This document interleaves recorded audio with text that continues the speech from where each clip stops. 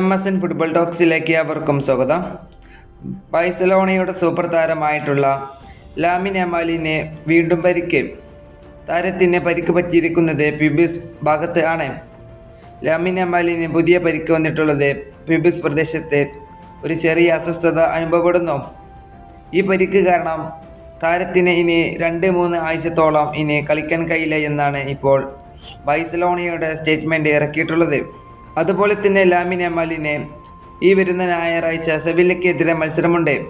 ഈ മത്സരം തീർച്ചയായും ലാമിൻ യമാലിന് നഷ്ടപ്പെടും.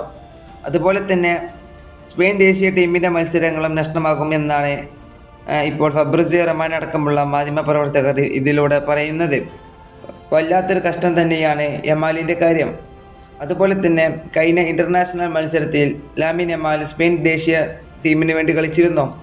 അന്ന് താരത്തിന് പരിക്ക് പറ്റിക്കൊണ്ട് ആണ് അന്ന് സ്പെയിൻ ദേശീയ ടീമിൻ്റെ പരിശീലകൻ അന്ന് യമാലിനെ കളിപ്പിച്ചിരുന്നത്. ഇതിനെതിരെ ബാഴ്സലോണയുടെ പരിശീലകനായിട്ടുള്ള ഹാൻസി ഫ്ലിക്ക് പ്രതികരിച്ചിട്ടുണ്ട്.